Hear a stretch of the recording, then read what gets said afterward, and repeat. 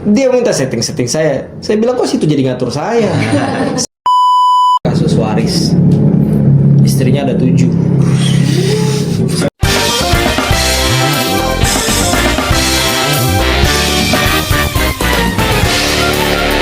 Assalamualaikum warahmatullahi wabarakatuh. Waalaikumsalam warahmatullahi wabarakatuh. Oke, kita di sini tuh udah ada di kantor Lembaga Bantuan Hukum Risalah Hukum Indonesia. Jadi di sini kita bakal ngobrolin seputar beberapa pertanyaan mengenai etika profesi sebagai advokat gitu.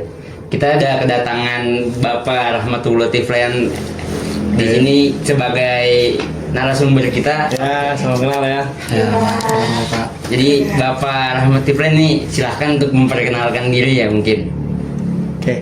Assalamualaikum warahmatullahi wabarakatuh. Waalaikumsalam. Perkenalkan, saya Rahmatullah Tiflen. Saya biasa dipanggil dengan Rahmat. Cuman kalau di kampus dulu waktu zamannya kuliah biasa dipanggil Tiflen juga. Ya. Dulu sempat kuliah juga di UIN, sama-sama ini kan dari UIN semua ya. UIN ya. Ya, alhamdulillah kedatangan junior gitu ya. Ya, dan ini LBH Risalah Hukum Indonesia. Ya. Dan sebelum berangkat jadi seorang advokat, dulu waktu kuliah itu di UIN jurusan syariah, Ahwal Usasiyah, sarjana syariah dulu kan. Waktu nomenklatur sebelum 2016. Kemudian double degree hukum bisnis. Nah, selesai S-nya. Habis itu dilanjut di UI S2-nya, cuman belum selesai, doain biar selesai. Amin. Ya, kalau di UI ngambil jurusannya hak kekayaan intelektual, gitu ya. Oke, jadi dari sini ada di LBH ini ada beberapa rekan, ya. Kalau kita sebut rekan, ya rekan advokat gitu ya, dan ada paralegalnya juga, paralegal, dan ada beberapa staff. Nah, jadi skupnya kurang lebih kita sesuai lah bagaimana kita bisa membantu masyarakat gitu, untuk mencari keadilan. Paling itu aja dulu, dikembalikan ke teman-teman. Oke. Mungkin kita langsung masuk ke pertanyaan pertama kali ya. Mungkin pengen ada beberapa pertanyaan yang bakal kita tanyain ke Pak Rahmat juga nih. Mungkin yang pertama itu mengenai kode etik. Jadi bagaimana penerapan kode etik advokat dalam menjaga integritas dan profesionalitas seorang pengacara, khususnya di ini nih, di LBH gitu kan, Lembaga Bantuan Hukum. Yang kita tahu kan biasanya LBH itu kan kayak mungkin ya beberapa teman-teman juga belum ada yang tahu banyak ya. Sedikit yang kita tahu itu LBH itu kan mungkin untuk orang-orang yang golongan menengah ke bawah gitu kan, bantuan yang kayak nggak terlalu mahal, mungkin terjangkau gitu untuk orang-orang masyarakat di golongan bawah gitu. Di Lembaga Bantuan Hukum itu sendiri bagaimana penerapan etikanya gitu. Oke, terima kasih buat siapa tadi namanya? Fikri, Pak. Mas Fikri ya, Mas Fikri. Oke, jadi ini kita sharing aja ya, sharing. Berangkat dari LBH, kita ini pada prinsipnya bantu orang, ya, bantu orang dari segi hukum. Nah, karena Lembaga Bantuan Hukum itu sendiri sudah ada aturan dasarnya. Kemudian terkadang ada juga beberapa dari pengacara gitu ya, dia mungkin dari sisi membantu orang benar gitu ya, cuma kadang-kadang ada juga unsur yang menggoda dia sehingga tujuannya tuh selalu oriented uang aja, itu yang menjadi tujuan. Tapi sebenarnya ketika kita bicara penanganan hukum itu, saya ingat kalimat dari Hotma Sitompul almarhum itu ya, pernah dengar ya, pernah kenal ya. Ya, jadi Pak Hotma itu yang bikin LBH Mawar Saron ya, beliau sampaikan bagi para pengacara muda, para pengacara itu tolong bantu masyarakat dengan hati nurani. Itu versinya beliau gitu kan. Sehingga tidak selalu apa-apa itu uang aja gitu. Nah, karena beliau sendiri kalau seingat saya memang menerapkan sistem yang gratis, dan memang itu diatur dalam aturan tuh, diatur ada namanya perkara-perkara pro deo. Kalau di bahasa lainnya itu pro bono. Nah, pro bono itu untuk orang-orang yang kalangan yang kurang mampu, sehingga dia ada syarat-syarat tertentu sehingga dia itu dibantu secara cuma-cuma gitu. Itu LBH itu sendiri. Nah, kemudian terkait dengan kode etik, nah inilah sebenarnya yang kita harus juga membedakan mana etik, mana kode etik.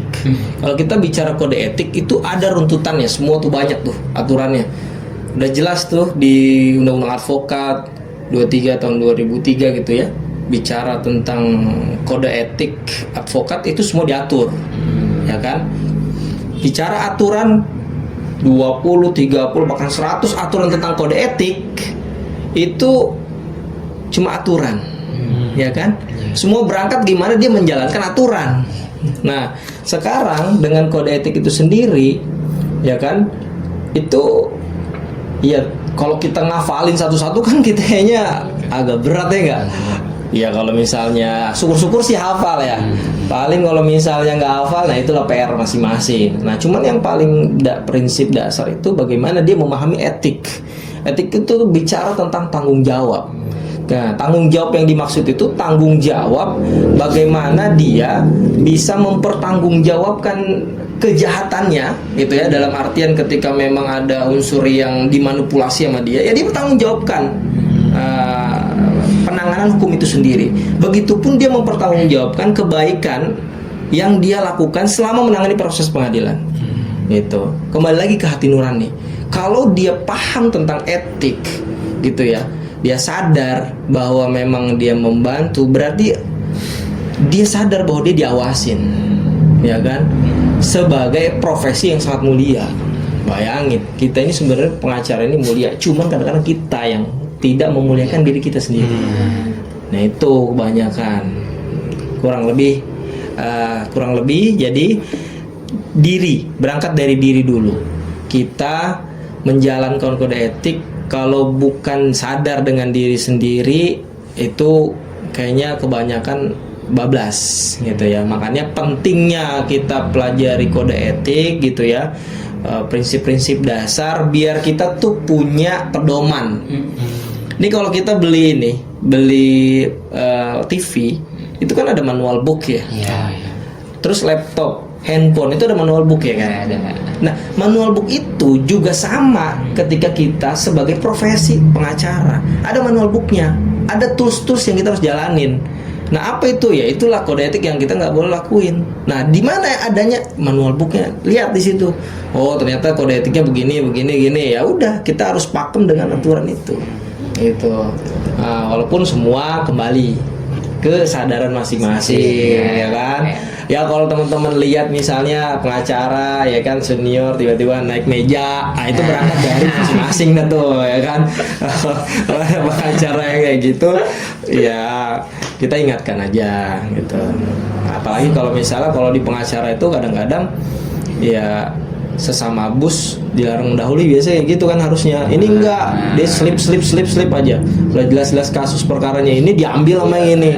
Misalnya Mas Fikri punya kasus, diserobot sama Mas Sultan. Nah, itu nggak boleh. Kode etiknya kita sesama profesi menghargai. Jadi memang penting untuk biar kita tuh punya profesionalitas yang tinggi, sehingga kita berintegritas di situ. Itu pertanyaan pertama. Ya, mungkin lanjut lagi ke pertanyaan kedua yang bakal ditanya nama Mas Sultan nih. Mas Sultan, gimana Mas? Gimana Mas?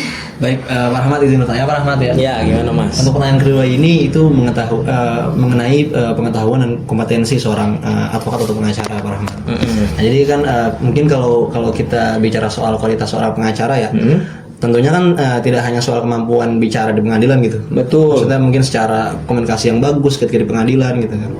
Nah, jadi ini tuh mengenai menurut Pak Rahmat itu pengetahuan atau kompetensi apa saja yang paling esensial dimiliki seorang pengacara agar bisa menjalankan profesinya secara profesional dan tetap mematuhi kode etik profesi tersebut, dalam hal ini profesi advokat. Oke, terima kasih Mas Sultan. Jadi dari pertanyaan tadi gitu kan, sebenarnya kalau menurut saya pribadi itu mendalami hukum itu sendiri, itu saya kalau menurut saya ya, pandangan saya itu ada 3 hal yang harus dimiliki seorang pengacara. Di luar itu boleh, pokoknya yang jelas menurut saya aja pribadi ini 3. Yang pertama, dia harus kuasai tentang hukum itu sendiri. Nah, hukum itu gak lepas lah dari mulai kita lahir itu sampai kita meninggal, itu semua bicara tentang hukum. Ya, orang nikah pasti undang-undang pernikahan yang dipakai, hukum lagi. Orang lahir, akte lahir, ngurus, hukum lagi. Sampai dia meninggal, ya kan, dia ngurusin fatwa waris, itu hukum lagi. Jadi memang hukum itu selalu ada dalam kehidupan manusia gitu. Nah, tetapi yang lagi-lagi kadang-kadang ya di masyarakat ini mudah sekali untuk menjustifikasi seorang yang mungkin dia punya latar belakangnya, dia hukum memang hukum, tetapi orang di masyarakat itu tanda kutip ya mudah menilai dia itu bisa segalanya tentang hukum. Percaya atau tidak teman-teman, hari ini pakai alma mater UIN, ya kan? Di luar misalnya ditanya tentang hukum, apalagi jurusan hukum ya, itu mau nggak mau harus tahu. Gitu. Kayak misalnya saya belajar hari-hari ya di beberapa mata kuliah itu belajar tentang hukum syariah, ahwalus syakhsiyah, ya kan? Ahwalus syakhsiyah ini bicara tentang hukum keluarga. Ada hukum pidananya, tapi paling berapa SKS. Ilmu politik ada, tapi berapa SKS. Tapi lucunya ketika kita lulus ditanyanya hukum pidana, ya kan? Yang jelas-jelas sih pidana paling belajar sedikit. Nah, belajar begitupun jurusan pidana. Nanti di masyarakat kita kan ditanya, ya kan? Ditanya tentang hukum misalnya perpajakan, ditanya. Terus misalnya hukum kekayaan intelektual. Kak, gimana nih cara daftar merek gitu kan? Dalam hati kan gue jurusannya pidana ya kan, kok bisa daftar merek ya kan? Nah, itulah yang kadang-kadang kita nggak bisa menahan masyarakat untuk menanya satu masalah hukum ke kita. Jadi poin pertama adalah kita harus pelajari hukum itu sendiri, walaupun nggak dalam, paling tidak kita tahu kulitnya dan kita upgrade tentang informasi yang berkembang tentang hukum itu.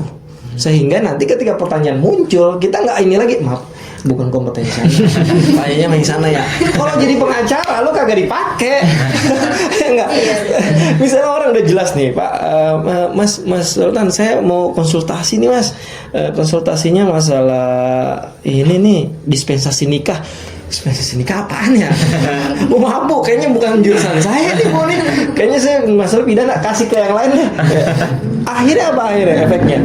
Kita kan dapat cuan, ya kan? Kita nggak bisa bantu dia menangani permasalahannya. Padahal itu masalah itu berkembang di masyarakat dan memang harus ada solusi. Gak mungkin hukum itu muncul nggak ada solusi, ya kan? Pasti ada semua permasalahan. Kenapa? Karena hukum itu, ya kan udah jelas tuh ya. Hukum itu kan hidup di masyarakat ya, ya kan? Yeah. Ada istilah kalau nggak salah apa namanya? Ubi societas, ubi ius. Iya.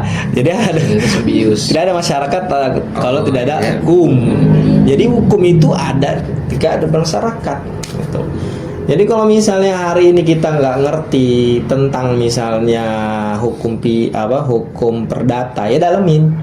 Atau paling tidak tahu tentang masalah itu. Itu yang harus ditanemin. Jadi beres dari misal kuliah, jangan pernah menutup diri untuk belajar hal-hal yang baru. Itu poin pertama saya itu yang saya mau sampaikan. Kenapa? Karena kalau misalnya nanti ada hal-hal baru, informasi yang berkembang, kayak misalnya ilmu sekarang yang berkembang kan tentang AI. Itu jangan nutup diri tentang pidana gitu, karena maaf ya, saya kayaknya jurusannya antara bunuh membunuh, curi mencuri, ya kan. Udah gitu misalnya, di mana pidananya di UIN, wah jangan belajar konun nih, ya kan. Tentang hudud ya kan nggak kayak gitu. Jadi memang kita walaupun backgroundnya UIN, kita harus belajar semua tentang yang ada di masyarakat. Walaupun itu ya tadi nggak semua kita bisa pelajari, tapi ada hal-hal yang kita harus ini. Yang kedua yang kita harus pelajari selanjutnya adalah bagaimana kita mempelajari ilmu tentang komunikasi. Itu ilmu komunikasi penting. Apalagi pengacara, bagaimana dia meyakinkan klien, meyakinkan calon klien, ya kan? Nah, komunikasi kalau saya bisa sharing itu ada dua. Komunikasi yang sifatnya bunyi, yang kedua komunikasi yang sifatnya sunyi. Bunyi kita sampaikan biasa, ngobrol nih kita bicara tentang komunikasi bunyi. Tapi kita juga harus tahu komunikasi itu ada juga yang sunyi. Apa itu sunyi? Mimik kita, gestur, postur kita meyakinkan klien gitu kan. Bagaimana ketika kita menyampaikan presentasi, kita bicara tentang misalnya gestur, public speaking yang baik gitu kan. Apalagi dipandu, dikemas dengan akhlak yang baik. Itu orang udah teman-teman. Wah, lulusan mana nih? Win, cocok memang nih. Luar biasa nih. Ternyata santun ya. Ya enggak? Ini pengacara syariah banget ini ya. Wah, ini kayak cocok nih gue pakai nih. Nah, jadi memang ya itu yang kadang-kadang maaf kita ini kadang-kadang lupa hal itu. Komunikasi yang dibalut dengan komunikasi yang sifatnya sunyi itu lebih persuasif masuk ke orang lain. Ya kan, apalagi ini para pencari keadilan, ya kan, dan jelas-jelas. Tambah lagi kalau misalnya disampaikan misalnya di persidangan, loh jangan sampai kalimat yang menjadi penegasan kita sampai sambil nyengir, kan nggak nyambung, ya kan? Nah itu, nah nanti ada juga di dalam komunikasi itu ada belajar tentang vokal, bagaimana vokal itu vokal full 3/4 1/4 bawah gitu. Apalagi nih maaf ya, LBH ini kan sekarang yang paling banyak itu kita nangani kasus-kasus masalah pengadilan agama. Di pengadilan agama itu orang-orang yang datang tuh kayaknya hampir sama kayak rumah sakit. Cuma bedanya pengadilan agama ini dia sakitnya sakit hati. Orang tuh kalau teman-teman datang nih ke pengadilan agama, itu yang datang apalagi Jakarta Timur nih. Kita kan di alamat lokasi kan di Jakarta Timur nih, Jalan Ciracas ya. Itu dari Duren Sawit, Cakung, semua datang ke sini. Itu mencari keadilan di sini. Permasalahan-masalah ya, perceraian segala macam, apalagi sekarang adanya pinjol. Makin banyak orang di PHK, bukan di kantor doang, di rumah di PHK. Nah, itu gimana cara memediasikannya? Nah, hukum tidak selamanya bicara tentang menang kalah.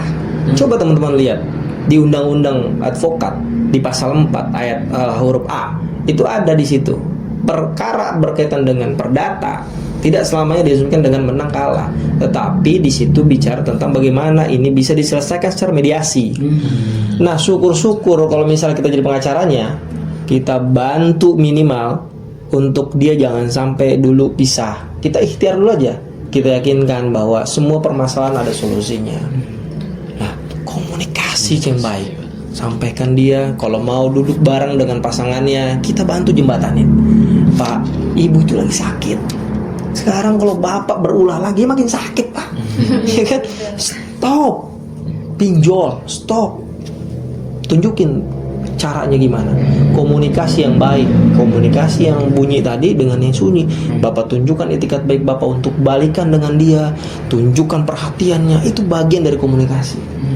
Nah, kita tuh kalau sampai nih gol misalnya, gol dalam artian rujuk mereka, itu pahalanya luar biasa. Kita alhamdulillah udah rujukin orang tuh sampai 4 kali lah, alhamdulillah. Kembali lagi akhirnya ya itu. Ya maksudnya ya, dia bagaimana menjalankan rumah tangga dengan baik gitu kan. Itu kan udah jalani Allah. Ya kan? Nah, itu yang kedua. Yang ketiga yang tadi, pertama tadi apa? ilmu hukum itu sendiri. Hukum itu sendiri ya. Yang kedua Komunikasi. belajar komunikasi. Nah yang ketiga kita nggak kalah penting, belajar tentang psikologi. Suka nggak suka teman-teman, bicara manusia itu bicara tentang psikologi. Bagaimana kita mempersiapkan nih, ketemu nih lawan kita nih, tipenya kayak gimana? Oh tipe dia nih orangnya perfeksionis, berarti teman-teman harus punya data lebih banyak dari dia. Belajarnya apa itu psikologi? Belajar tentang personality change. Di situ ada tipe orang, sanguinis kah, koleris kah, melankolis, pragmatis.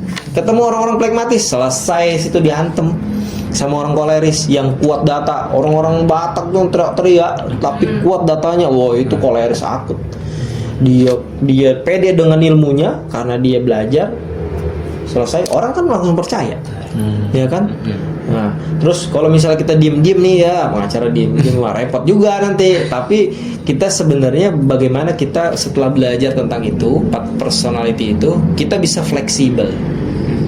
Ketemu klien yang tadi mau didengar, kita pakai pragmatis, kita dengerin aja karena orang seneng didengar. Gitu. Ketika kita ketemu misalnya orang yang introvert, kita berubah personality kita dengan sanguinis.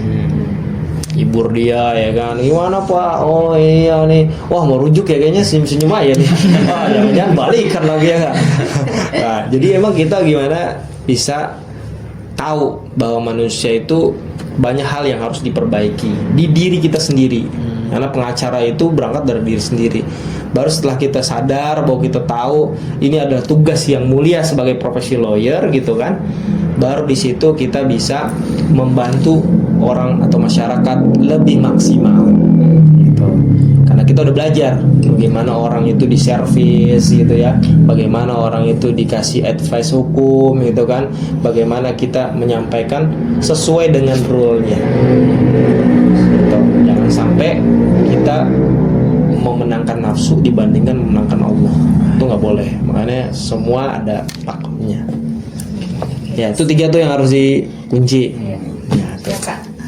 Oke, baik Pak. Berarti saya izin menyimpulkan tadi terkait pengetahuan atau kompetensi yang harus dimiliki seorang pengacara itu menurut Bapak ada 3 ya. Yang pertama ilmu hukum itu sendiri, harus paham dalam ilmu hukum itu sendiri. Yang kedua ilmu komunikasi dan yang ketiga ilmu psikologi. Ya. Oke, baik Pak. Saya lanjut Pak ya ke pertanyaan berikutnya.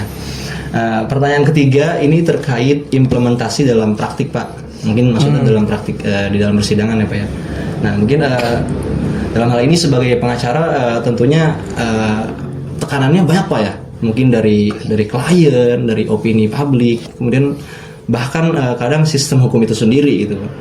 Nah dalam pengalaman Pak Rahmat nih sebagai pengacara, bagaimana cara Pak Rahmat menjaga keseimbangan antara membela kepentingan klien dan tetap berpegang teguh pada prinsip-prinsip etika profesi advokat gitu. Mungkin kadang saling berseberangan gitu Pak.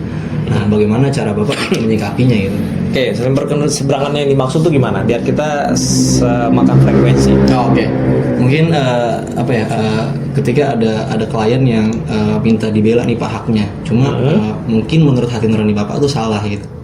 Oke. Nah akan tapi atau mungkin benar Pak ya, atau mungkin benar. Nah akan tapi di dalam kode etik profesi advokat itu nggak sesuai gitu Pak, atau bahkan sesuai gitu. Jadi intinya antara dari kliennya atau dari kode etiknya itu saling berseberangan gitu Pak. Oh gitu. Ya. Jadi kalau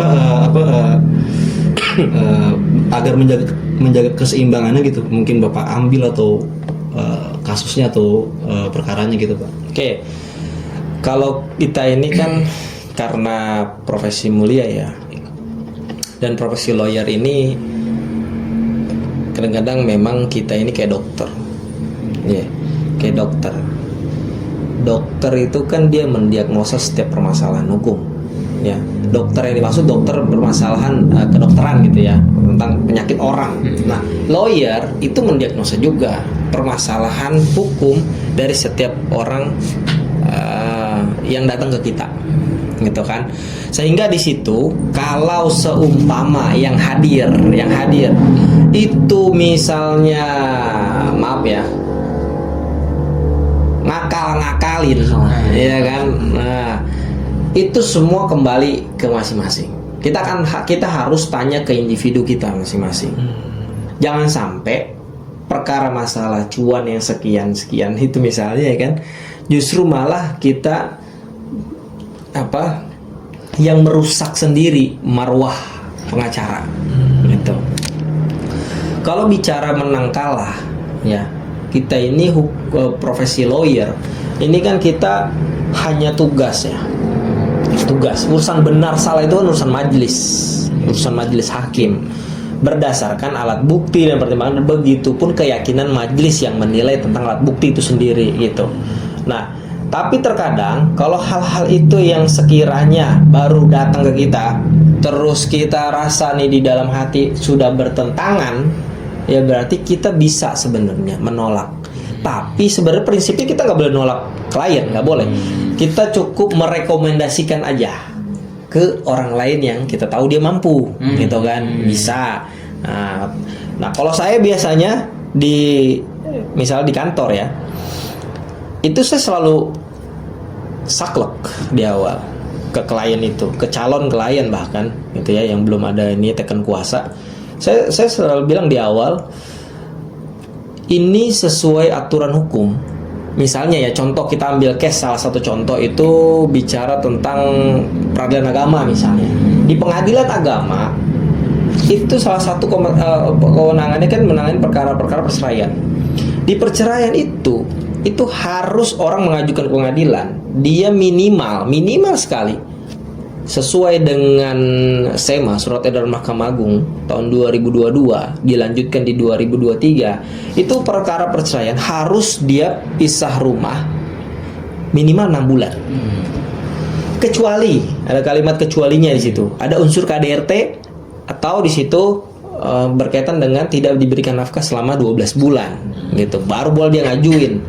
Nah, orang yang datang ke kita, kan kita tahu nih, tanya dulu nih, tiba-tiba dia bilang baru keluar dari kamar itu 2 minggu, bayangin, 2 minggu. Terus habis 2 minggu tinggalnya di mana? Di rumah masing-masing orang tua, ya kan, rumah orang tua masing-masing. Oke, saya tanya terakhir berhubungan kapan? 2 minggu itu, Pak. Wah, berarti kenang-kenangan dong, ya kan? Ya itu sih, ya iya Pak, gitu kan. Ya udah, sekarang gini, saya sampaikan aturan, ya.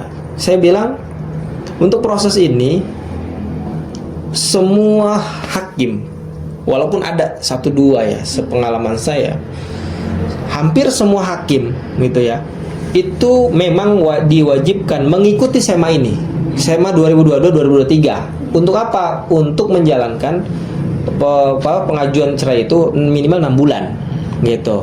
Nah, kalau misalnya ini secara hukum formilnya belum 6 bulan, itu tolak. Lebih baik saran saya tunggu aja 6 bulan. Tapi kalau nggak percaya, kita cek ombak, kita ajuin. Tapi resikonya kita harus sampaikan tuh, resikonya ini perkara akan ditolak, gitu, ya kan? Kalau kita udah sampaikan resiko dan dia mau, ya udah, kita nggak salah, kita sampaikan aja. Artinya apa? Biar hakim yang nasihatin dia. Kan kita udah nyampein nih, nggak boleh Bu, ya kan? Ajuin dulu 6 bulan. Kenapa 6 bulan? Sebenarnya itu proses bagaimana ibu dan bapak itu saling introspeksi diri. Biar nanti 6 bulan itu baru bisa ngajuin, gitu. Tapi kadang-kadang ada juga yang hakim nyeleneh. Dia itu tetap menerima prosesnya. Sepengalaman saya, ya, waktu itu alasannya karena dia nggak mau rumah tangganya ini banyak mudorot, ya kan? Iya, karena kan ibaratnya ngapain juga nunggu 6 bulan? Toh di sini udah jadi dosa jariah mereka. Keluar nggak izin, make up sembarangan, ya kan, ketemu orang yang satu nggak tahu, ya kan? Mungkin kaidah yang berlaku darul mafasid muqaddam al jalbil masoleh. Jadi mencegah mudorot lebih diutamain menurut versi hakim yang satu tadi, sehingga dia dengan PD-nya ya udah tetap diputus. Itu putus, ya udah akhirnya tetap diajuin dan itu putus waktu itu. Nah, kalau ada yang model kayak gitu lagi, kita udah kasih tahu Bu, resikonya kayak gini, gitu kan. Terus tiba-tiba kalau yang dia bertentangan itu kadang-kadang Pak, udahlah Pak, dibikin aja 6 bulan. Nah itu tuh kadang-kadang. Kalau saya tadi bilang ngoceh ombak sesuai fakta hukum. Karena dalam kronologis itu terbagi 3. Itu ada individualisme teori, ada substansi teori. Jadi ada dalil-dalil dalam gugatan itu yang mencantumkan dasar hukum dan tidak mencantumkan dasar hukum. Jadi ada 3 poin dalam posita. 1, bicara tentang peristiwa hukum. Di situ ada peristiwa hukum, pernikahan, tentang keributan, ya kan. Yang kedua bicara tentang fakta hukum. Dia ngejalanin nggak kewajibannya, ya kan, sebagai suami, atau dia ngejalan nggak sebagai istri. Nah, faktanya kayak gimana? Nah, baru yang 3 dasar hukum. Nah, itu 3 poin yang ada dalam ini. Tapi kalau misalnya fakta hukumnya ternyata dibelokin sama dia, udah angkat tangan saya. Saya bilang, ya. Kenapa? Karena nanti akan terkorelasi sama saksi. Nah, saksi nanti nyampein mereka berhubungan, kamu tahu nggak terakhir kapan puncaknya? Udah 6 bulan Pak. Oh, kalau dia bohong, udah resikonya dia udah sumpah, ya kan? Ya bohong. Selalu saya sampaikan gini, ibu nih mau setting-setting saksi, saya bilang. Emang ibu ada orang dalam di akhirat? Kalau saya nggak mau, saya bilang, saya nggak mau gitu. Mending nggak usah. Saya bilang, ya udah, saya rekomendasikan ke orang aja. Nah, kalau udah bertentangan kayak gitu, udah angkat tangan. Sama kayak waris juga kayak gitu, di setting, udah kasih tahu, akhirnya ngeyel, udah saya kasih ke orang.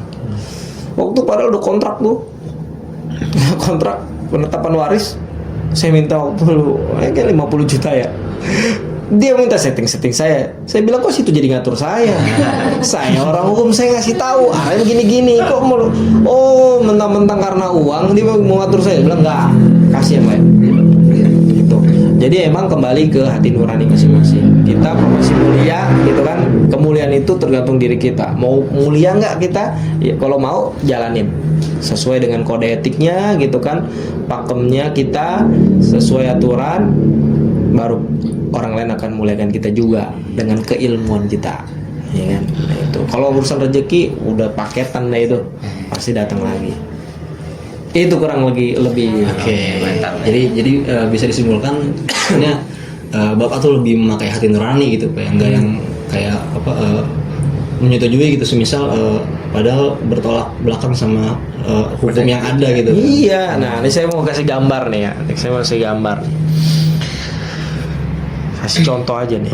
Baik Pak, silakan Pak. Tapi nanti aja lah nextnya ya. Juga kayaknya gue nggak tahu, baterainya lowbat juga nih. Nah, gimana lanjut dulu deh. Sambilnya dan lanjut ke pertanyaan selanjutnya, yang pertanyaan keempat mungkin bakal ditanyain sama rekan saya Aliza. Aliza gimana? Kan tadi kita ngebahas tentang implementasi dalam praktik ya Pak. Iya. Sekarang kita itu ngebahas tentang kasus atau pengalaman pribadi Bapak sebagai seorang pengacara. Etika kan kadang diuji dalam situasi yang kompleks ya Pak. Nah, selama menjalankan profesi ini, apakah Bapak itu pernah menghadapi kasus atau situasi yang betul-betul menguji komitmen Bapak terhadap etika profesi? Nah, kalau bisa, jika berkenan, Bapak boleh diceritakan gitu kasusnya, pengalaman pribadinya. Oke. Salah satunya tadi ya, sudah saya jawabkan tadi salah satunya. Yang kedua, saya ingat waktu kasus itu kasus waris, istrinya ada 7, saya ada 7. Allah. Saya suruh pegang waktu itu istri kedua, terus lanjut lagi istri kelima, 6, 7. Jadi terus menerus Pak itu Pak maksudnya? Ya, jadi case itu mulai muncul 2021 waktu itu case-nya. Terus saya disuruh pegang di istri kedua. Nah, karena itu partner ya, kita bicara semua orang partner-partner, rekan-rekan kita ikut dalam satu gerbong gitu kan. Kemudian di situ waktu itu saya ingat di istri kedua ini dia rada keras gitu, keras tuh dalam artian dia mau istri yang lain selain ibunya dia itu nggak dapat haknya, termasuk anaknya. Saya bilang nggak bisa, kita bicara hukum. otomatis lihat rujukannya, bener nggak bunyinya kayak gitu. Jangan sampai cuma masalah perkara cuan gitu kan, perkara yang dia nggak ada kerja kerasnya, cuma nerima warisan dari orang tuanya gitu kan, dia malah menangin nafsu dibandingkan menangin Allah. Nafsunya bilang gue nggak mau ngasih, kata dia. Saya bilang nggak bisa. Saya akhirnya jelasin tuh perkara itu. Saya jelasin konsep warisnya, bagaimana di situ kedudukan masing-masing sebagai istri kedua ketiga. Walaupun sebenarnya mereka semua nikah itu memang ada sedikit lucu juga ya, nah ininya. Jadi istri pertama nikah ya, setelah dia nikah di tahun 71, dia nikah lagi tahun 73. Dia nikah lagi itu karena lagi waktu itu kondisinya mungkin ngambek kali ya, ngambek lah ya. Si istri dengan si satu dia ngambek, cerailah secara lisan. Dia nikahin tahun 73 si yang kedua. Setelah dia jalanin sampai punya anak gitu kan, ternyata di tahun 73 itu pas dia nikah, ini ketahuan, kelihatan nih, oh kamu ternyata nikah sama ini kan. Dicerain sama istri kedua, sama istri pertama. Dicerain sama dia istri pertama. Setelah dicerain istri pertama, dia datang lo berkunjung ke tempat lain, ketemulah mungkin gadis yang cantik gitu. Dia nikahin lagi yang ketiga, pakai surat cerainya dari pertama. Ya kan? Udah beres di yang ketiga, nama yang keempat nikah siri. Nah, waktu perjalanan beliau orang hebat juga, hebat gitu kan. Dia omsetnya tuh besar, banyak gitu ya. Asetnya 70 yang kelihatan. Tuh. Dan itu rumahnya aja itu 1000 meter full bangunan untuk istri ketujuh. Nah, dia nikah lagi tuh, ternyata dia berkunjung nikah lagi sama istri kelima. Istri kelima punya anak, istri keempat juga punya anak, istri kelima dia nikah. Punya buku nikah. Punya buku nikah. Kan karena dia ngerasa hukum agama kan nikah 4 kali kan. Iya. Kan? Tadi kan berarti slotnya tinggal udah 2 nih. Slotnya kan istri kedua sama istri ketiga nih. Nah, nikah lagi sama istri kelima nih. Nah, istri kelima dia datang ke daerah Jawa, dia nikahin istri ke-6. Waktu itu mungkin berkunjung, ditelepon, kangen nih datangnya kan. Tahu lah itu kan. 6. Habis itu beres istri ke-6, nggak hubungan lagi, meninggal dari beliau, nikah lagi yang ke-7. Gitu, nikah sama yang ke-7, buku nikahnya ada. Nikah tahun 2003. Nikah. Saya dipegang nih istri kedua.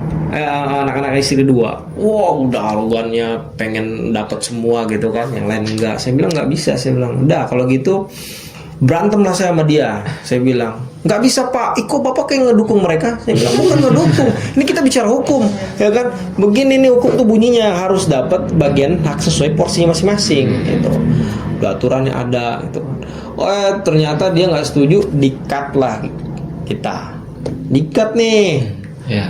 Dikat karena saya bilang saya nggak mau ngikutin dia, saya nggak mau karena ini bicara profesi hukum, bicara hati nurani. Kita mau setting sesuai dengan dia, ternyata nanti putusannya ternyata dapat, kita ini komplain. Iya nggak, bapak katanya iya aja, dia bisa nggak dapat, kok tiba-tiba sekarang dapat, dikejar, udah malah mulutnya ini kan bawel, wah kita kalau digigitin udah selesai dah. Nah, jadi habis itu dilirik lah saya nih, ya kan, disuruh pegang istri kelima. Terus ditambah lagi istri kelima, saya pegang istri dan anaknya, ngobrol, diusahain tentang itu. Disuruh pegang lagi istri 4, 6, sama 7. Ya udah, istri 5 saya lepas, pegang 7. Nggak taunya di situ kami ini ada bertentangan lah sama rekan profesi masing-masing ya kan. Nah dari situ wah ini nggak bisa nih, karena dia mungkin mau ya misalnya berbagi rezeki kali orang, saya nggak bisa, saya bilang. Oh dia geser-geser ke yang punya palu kan. Saya nggak mau, bilang kita ngomong hukum aja, jangan ngomongin masalah ngasih ini ngasih itu. Ternyata tahu nggak, yang tadi dibilang ngasih dia nikmatin sendiri. Bayangin itu duit udah nyampe. Wah, akhirnya udah di situ saya bilang udah saya lepas. Saya lepas sama rekan tuh. Akhirnya saya masuk sendiri di istri ke-7. Terus saya bilang, Pak, saya nggak punya pegangan. Bapak sebagai pendana, Bapak orang penting juga. Terus apa jaminan saya? Saya bilang saya mau minta Pak Jero, mau nggak? Dia bilang, wah kayaknya berat nih. Oh kalau gitu saya angkat tangan. Gitu. Kenapa? Karena ya kita nggak mau misalnya nanti tiba-tiba udah selesai ditinggal, dicabut kuasa sepihak gitu. Jadi memang case yang tadi itu, satu, kita berhadapan dengan rekan sendiri. Kalau kita kuat dengan prinsip tidak sampai masuk ke ranah itu, ya kan kalau lawyer itu cuma dua, mau putih mau hitam. Kalau mau hitam ya ambil, nah, kalau mau putih ya ikhtiarkan bisa putih, ikhtiarkan. Karena kalau bicara ke depan ini kita nggak ada yang tahu. Mudah-mudahan kita bisa tujuannya istiqomah terus, bisa ibaratnya menangin Allah lah daripada menangin nafsu. Iya kan, duit itu kan bakal habis. Kalau dibeli benda, tau-tau bendanya rusak. Ya kan, soalnya teman saya begitu, udah beliin aja waktu itu dia handphone, nggak tahu handphone tenggelam, kena air rusak, enak kan, beli motor rusak, akhirnya gitu, jadi nggak akan awet. Ya sesuatu yang nggak awet itu ya akhirnya jadi penyakit buat kita. Nah makanya dari situ itu yang pertama dengan rekan, dan kita harus punya prinsip menjalankan kode etik ini. Yang kedua dengan klien, kalau kita mau diatur-atur dengan klien karena kitanya juga tergiur dengan sesuatu, nah itu berarti kita belum bisa kuat dan sadar bahwa profesi kita ini mulia. Kalau pancing kayak gitu aja ya udahlah, ya kan. Nah jadi emang itu pengalaman saya di dalam menangani kasus gitu ya. Memang semua itu lagi-lagi ujian pasti ada. Ya kan, ujian ada. Gimana kita kuat prinsipnya untuk ngejalanin profesi kita, ya insya Allah lah pasti ada jalannya. Amin. Oke. Itu paling kalau pengalaman. Kalau tanya lagi yang lain banyak sih. Cuman itu yang paling saya yang diingat ya. Di mana ya, orang istri ada 7 gitu. Nggak inget ya kan. Luar biasa itu beliau. Sangat kompleks juga ya masalahnya ya. Iya, tapi mudah-mudahan beliau jadi husnul khotimah ya. Amin. Oke. Terus kita lanjut pertanyaan selanjutnya ya Pak. Kan kita ini hidup di era digital ya, yang dimana informasi ini cepat menyebar Pak, termasuk juga dalam dunia hukum. Menurut Bapak, apa tantangan terbesar yang dihadapi profesi pengacara saat ini, terutama dalam konteks perkembangan teknologi dan informasi? Kan apalagi udah ada AI itu kan Pak, gimana tuh? Oke. Saya juga ada ini ya, beberapa hari yang lalu itu. Oke, makasih ya pertanyaannya. Jadi beberapa hari yang lalu itu saya sempat memposting juga, memposting kondisi kita sekarang sangat miris. Kenapa? Karena itu postingan tuh banyak karyawan-karyawan di PHK gitu. Nah artinya kan berarti lapangan pekerjaan makin lama makin berkurang, iya kan? Nah hadirnya AI memang sebenarnya kalau kita ambil sisi positif itu sangat membantu kita, gitu kan? Dari sisi pengambilan informasi, dari sisi misalnya mengupgrade di kita punya kemampuan, itu sangat baik gitu. Nah, cuman memang kalau kita lihat ini merupakan tantangan, ini tantangan banget sih, tantangan banget beneran dah, ya kan? Kalau teman-teman tahu nggak pabrik namanya Foxconn? Tahu nggak? Baru dengar ya. Foxconn itu sebenarnya tuh pabrik raksasa besar. Dia itu punya semacam kegiatan ini ya, kegiatan manufaktur di setiap pabrik-pabrik besar, kayak termasuk iPhone, Apple gitu ya. Apple itu dipakai untuk apa ininya Foxconn itu sendiri. Jadi pabrik Foxconn ini ya memang luar biasa. Kenapa? Karena dalam satu pabrik itu dia pabrik luar raksasa besar di dunia gitu ya. Dia itu ada di setiap negara dan pabriknya itu bekerja sama dengan teknologi canggih ya. Nah, salah satunya yang dipakai itu Apple. Apple itu pakai satu manufaktur itu bicara tentang pabrik Foxconn ini. Jadi pabrik Foxconn ini dalam satu pabrik dia mempekerjakan 110.000 pekerja. Ya. Nah, semenjak ada satu kebijakan itu ya, dia melakukan pakai otomisasi. Otomisasi itu dia kayak satu robot yang mengerjakan dia punya kegiatan manufakturnya, sehingga adanya dia ternyata mengikis setengah dari pekerja. Bayangin, akhirnya tergantikan orang-orang yang kerja di bagian manufakturnya dengan sistem robot. Bayangin. Nah, itu PR kita hari ini. Nah, sekarang ternyata dengan hadirnya teknologi yang canggih, sebenarnya itu semua dilirik oleh pabrik-pabrik kecil juga termasuk menengah gitu, untuk menggunakan teknologi yang canggih. Kenapa? Karena gini ya, pabrik lebih milih untuk dia pakai teknologi yang canggih gitu kan dengan harga murah dibandingkan dengan mempekerjakan orang dengan mahal. Dia misalnya gaji setiap tahun naik, demo naik gitu kan. Nah, akhirnya justru malah banyak PHK yang muncul dengan adanya ini. Nah, teknologi kadang-kadang kalau kita ngambil sisi yang negatifnya, wah jahat juga ya. Kayaknya nanti nextnya prediksinya mungkin nanti nggak tahu ya 2030 mungkin bisa jadi beberapa pabrik dia nggak kesentuh lagi dengan tangan manusia. Udah tangannya teknologi robot, ya kan? Bayangin aja sekarang kalau misalnya itu semua diganti. Nah contohnya inilah manufaktur yang diganti robot itu tahun 2015 menurut data ya itu 10% diganti sama robot. 2025 itu naik kelipatan sampai 25% pekerjaan diganti sama robot. Bayangin aja. Nah, termasuk kayak misalnya di berita ya, itu kan kalau di Bangladesh itu ada satu garment ya, pabrik garment, tahu kan? Ya. Itu terbesar di dunia. Nah, dia sudah pakai sistemnya teknologi ini kayak robot. Itu dia bisa nurunin pekerja itu sampai 31%.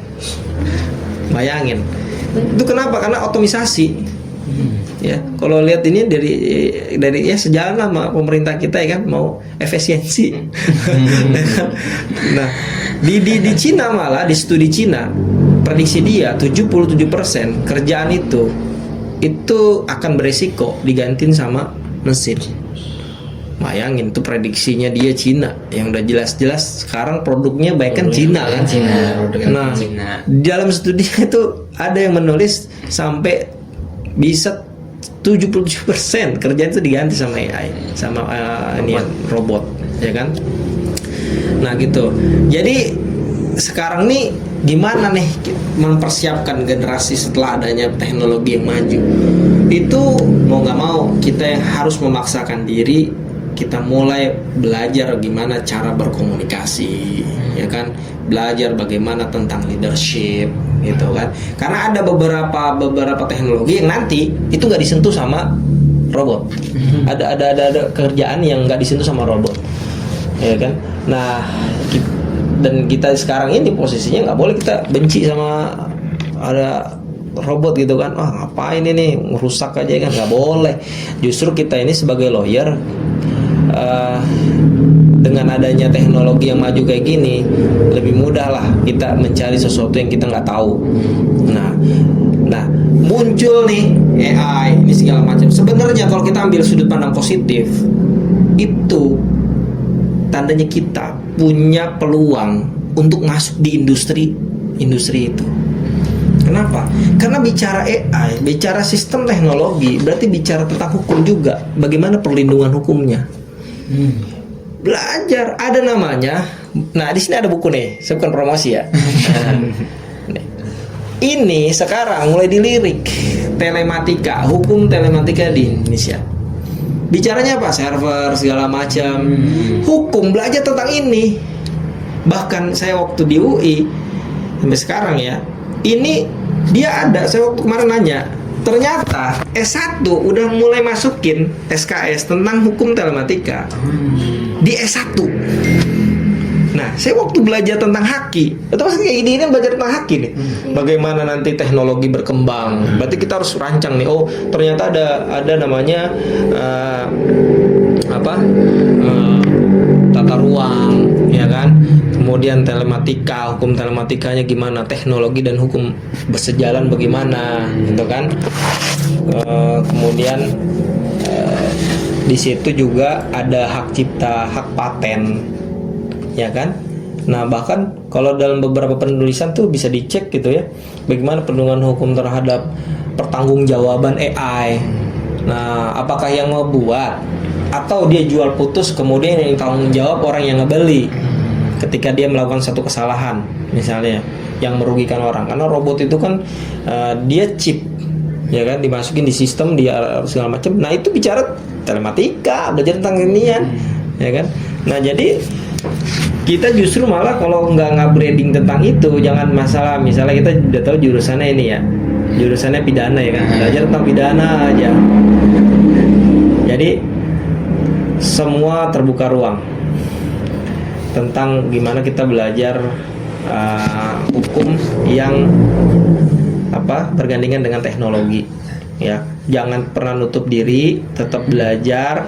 Bagaimana sekarang posisinya, maaf nih ya, orang dulu nih ya, mau curhat sama orang hukum malu kan dia biasanya, datengin lah orangnya.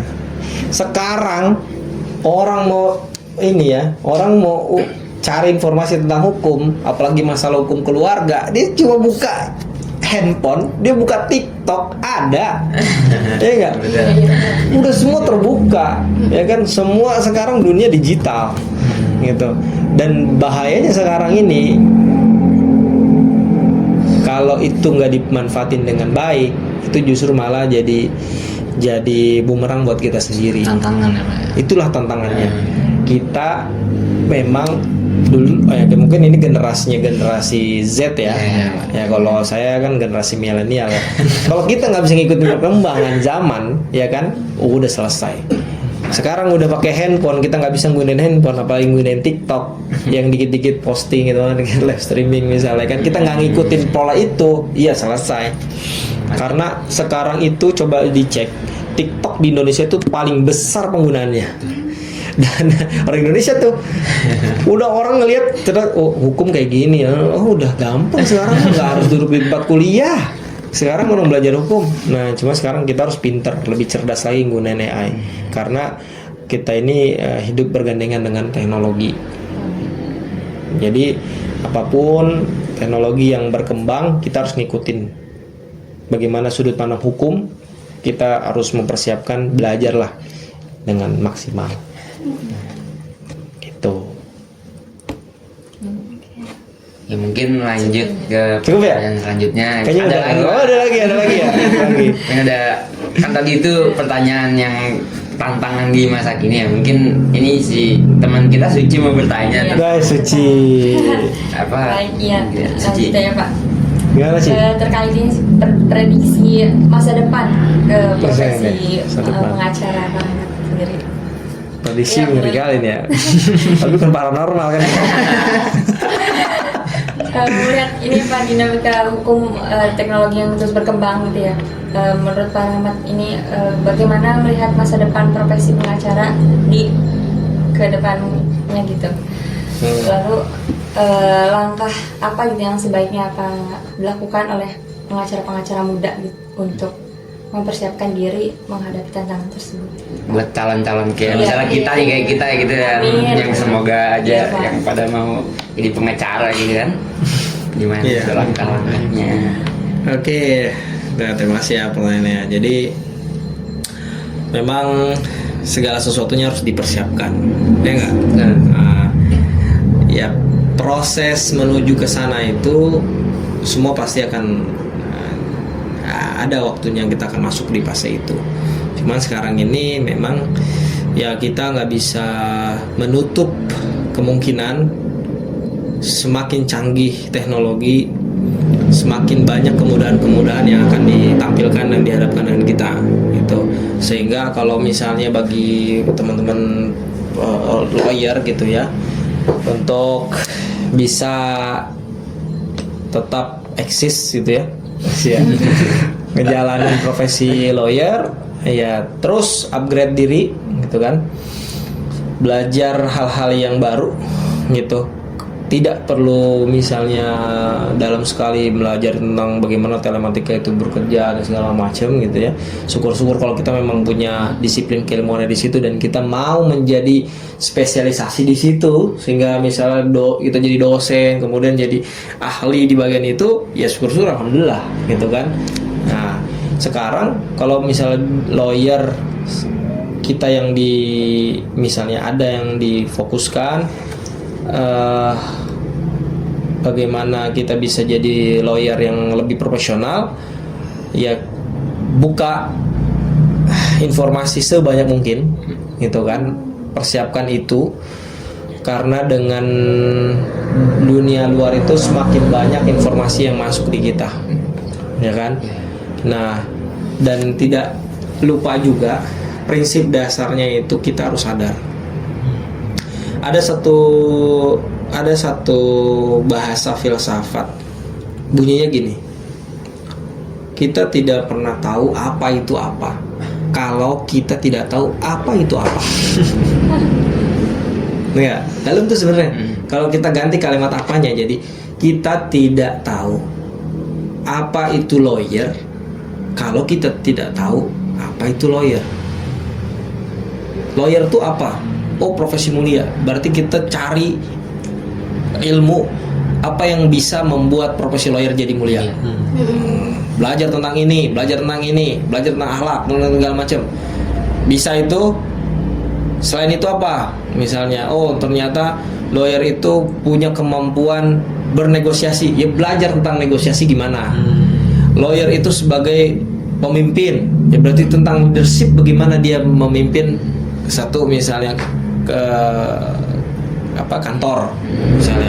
Karena yang jadi PR klasik sebenarnya di kalangan lawyer itu, kalau dia berpartner ya memang nggak jauh dari masalah uang, ya kan. Makanya di situ dia harus punya komitmen bersama bareng-bareng dan harus dibicarakan di awal, biar nggak ada yang nanti jadi slack akhirnya pecah. Nah itu PR-nya tuh. Nah sekarang gimana cara begitu? Ya perbaiki komunikasi kita, ya kan. Komunikasi yang sifatnya di dalam dan komunikasi yang keluar. Apa itu? Kita nggak boleh terlalu juga condong misalnya pengen menguasai, ya kan. Itu juga perlu tuh, ya kan. Nah ada namanya kecerdasan interpersonal. Nah, karena ada nanti kecerdasan intrapersonal, bagaimana komunikasi diri dia dengan orang lain. Ketika kita merasa kita di atas, ya kita turun, biar dia naik ke atas, ketemulah nanti titiknya. Itu bisa menjalankan kantor bersama akhirnya. Nah apalagi kalau misalnya ada kemajuan teknologi, ya kita sharing sama teman-teman yang ngerti tentang hukum gitu kan, ngerti tentang AI, ngerti tentang hak kekayaan intelektual. Nah sekarang posisinya yang masih kuliah, bikin semacam planning atau dream mapping jangka panjang. Suka nggak suka, terima atau nggak terima, dunia ini akan berubah. Dulu eranya industri agraria berubah jadi era revolusi. Dulu yang kita pakai misalnya ngejahit itu pakai tangan, sekarang udah pakai mesin. Sekarang ngebajak udah pakai ini segala macam. Nah, jadi memang perkembangan itu akan terus jalan. gitu. Nah, dari apa yang teman-teman punya tujuan, misalnya saya mau jadi lawyer rumah sakit, berarti harus ada perencanaan jangka pendek. Itulah yang saya sebut dengan timeline control. Oke, titikin aja dulu, gue mau ini, bagaimana cara menuju ini, bikin plannya. Oke, lurus 2027 gue akan ke sini, ikut LBH, ikut kantor hukum besar, ikut ini jaringannya. Akhirnya nanti alam semesta yang ngebangun kita untuk nyampe ke tujuan. Gitu. Karena itu mulai perubahan besar itu muncul dari perubahan kecil. Apa yang kita lakukan hari ini, yaitu yang terjadi. Karena itu yang kita buat sebelumnya. Hari esok ya bagaimana kita merencanakan hari ini. Kita cuma bisa rencana, yang nentuin itu tetap Allah. Positive thinking, jalani aja semua yang kita bisa, insya Allah maksimal. Itu aja. Paling gitu. Mungkin terakhir Pak, Apa? sebagai penutup gitu Pak, pesan untuk generasi kita nih Gen Z gitu, Bapak boleh nyampaikan satu pesan gitu atau nasihat penting bagi pengacara berikutnya gitu. Apa yang paling Bapak tekankan agar mereka tetap berjalan dalam jalur integritas? Oke, ke pesannya sih tadi disimpulkan bahwa pertama kita harus sadar bahwa kita ini adalah pengacara itu adalah profesi mulia. Karena ada nanti sadar bahwa dirinya nggak sadar. Ada juga yang nggak sadar bahwa dirinya sadar. Jadi sadar itu sebenarnya apa? Tingkat kewaspadaan tertinggi yang mendapatkan satu prestasi dan menghasilkan hasil yang diridhoi oleh Allah. Itu sadar, karena maling juga sadar, koruptor sadar, ya kan? Sadar gimana? Sadar. Ya kan? Jadi kalau makanya itu tadi kalimatnya, tingkat kewaspadaan tertinggi dalam dia untuk mencapai suatu prestasi yang menangkan Allah. Kalau prestasi yang kita mau misalnya capai, misalnya kalau misalnya maling contohnya, itu kan prestasi ngambil barang. Apakah menangin Allah? Enggak. Koruptor yang kemarin sampai berapa? 12 triliun. Yang kemarin baru dikumpul duit 2 triliun. Ya kan? Emang dia nggak dapat prestasi? Dapat. Cuma prestasi mana? Prestasi yang menangin nafsu. Makanya tadi saya bilang, kalau misalnya di dalam diri, nanti teman-teman harus belajar diri itu ada 3. Ada diri penikmat, ada diri pelaku, ada diri pengambil keputusan.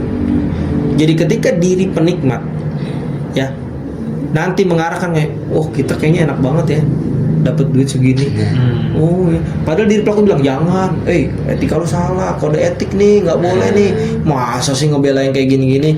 Udah jelas-jelas nih diri pelaku bilang gitu, karena diri pelaku bilang udahlah itu mantar belakangan, abis ini tobat. Diri pelaku bilang oke, tobat ya, oke ambil. Nah itu yang terjadi hari ini. Ya kan, akhirnya kebablasan. Makanya tadi dibentuk lah. Karena kalau bicara nafsu ada 3. Nafsu yang mengarah ke yang negatif itu amar bisu. Nafsu yang mengarah positif namanya mutmainnah. Ada nafsu yang bingung, galau terus, itu namanya lawamah. Jadi 3 nafsu ini sebenarnya bergejolak dalam hati ini. Condongnya kemana? Cek di database. Kalau otak kita nih kebanyakan circle-nya yang negatif, ketemu lawyer yang barbar, ketemunya misalnya hakim yang barbar juga misalnya kan. Akhirnya ketika dihadapkan dengan kode etik misalnya, dihadapkan dengan ini, cek di gudangnya. Kayaknya kebanyakan cowok-cowoknya kayak gini nih. Wah, kayaknya nggak mungkin juga gue harus ini. Ntar tobat misalnya kan. Nah, akhirnya yang dimenangin apa? Nafsu amar bisu. Karena di lawamah itu yang bingung, kemana ya, kiri apa kanan ya, kiri kanan ya. Kalau misalnya dominan yang kanan, ya berarti mutmainnah, ditinggalin sama dia. Setiap hari pengajian ya kan, alhamdulillah ketemunya orang-orang soleh ya kan. Akhirnya yang ada, nggak deh, dunia sesaat. Insya Allah dikit berkah lebih baik daripada banyak nggak berkah. Syukur-syukur banyak berkah. Gitu. Jadi yang jelas tadi dia harus sadar bahwa dirinya profesi yang mulia, bagaimana dia memperbaiki diri, dan tadi titikin tujuannya, dream mappingnya, bangun langkah-langkah kecil. Itulah namanya timeline control. Biar apa? Biar terfokus apa yang kita tuju. Itu aja. Baik, Pak. Oke, jadi itu aja Pak ya. Makasih buat Pak Rahmat yang udah mau menyempatkan waktunya dan pemikirannya. Mungkin tuh sangat-sangat keren ya teman-teman semua. Jadi kita wajib tepuk tangan ya sih. Nah, teman-teman juga luar biasa. Nah, mungkin cukup ya untuk pertanyaan-pertanyaan yang udah kita lontarkan ya, udah terjawab semua juga, itu jawaban-jawaban yang sangat bagus. Mungkin sekian dari kita teman-teman Win sama dari Pak Rahmat. Mungkin teman-teman kalau ada yang mau main-main ke kantor ya, Lembaga Bantuan Hukum Bersalah Hukum Indonesia, bisa datang di mana Pak Rahmat alamatnya? Jalan Raya PKP nomor 10B, Ciracas Cibubur, Jakarta Timur. Depan PA Jakarta Timur. Pengadilan Agama Jakarta Timur. Oke. Terima kasih, Pak. Oke.